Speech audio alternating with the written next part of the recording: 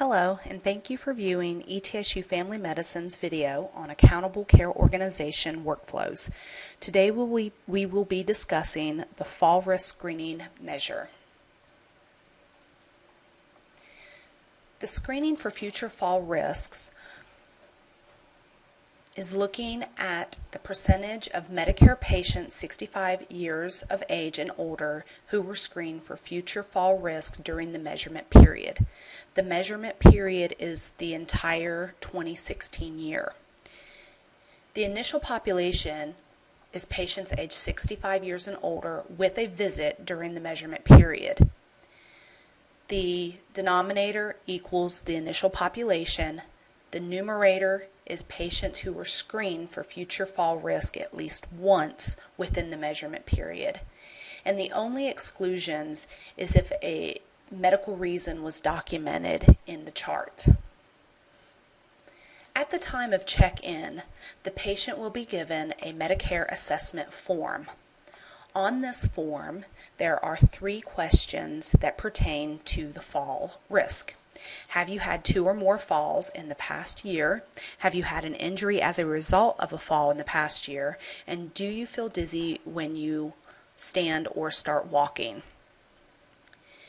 The patient will give this form to the nurse, and the nurse will load it into the Medicare assessment form flow sheet.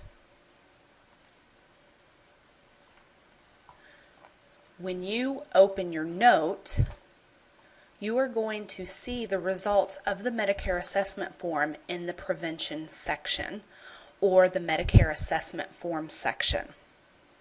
We are going to scroll down to the fall risk questions and review the patient's answers. You can pull this over so that you can see the questions fully. After reviewing the questions, we have to consider if the patient is at risk for future falls. Patients are considered at risk for future falls if they have had 2 or more falls in the past year or have had any fall with injury in the past year. If the patients have answered yes to the first 2 fall risk questions, it is recommended that we take action. To take action, you will notice when you click on the orders button and pull up the ACI,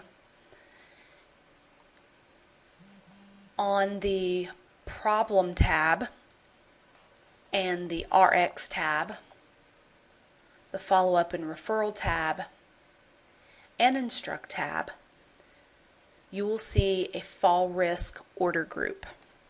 If you are not able to see the order groups, click on the quick list button and they will show up. The first thing that you need to do is, based on the patient's response, determine if the patient is low, moderate, or high risk for falls and code appropriately. So we go back to the active tab. We have a folder set up for fall risk.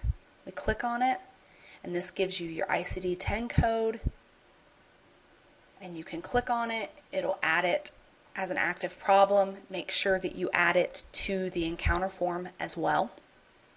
I'm not going to add it today because it's already added to the patient's chart.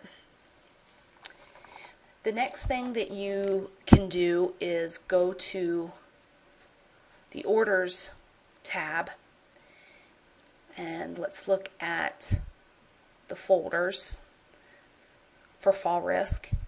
And here are some of the suggestions that you can follow up with. Remember, these are only suggestions, and what actually closes the gap is that we are doing the screening, which is part of the Medicare assessment form.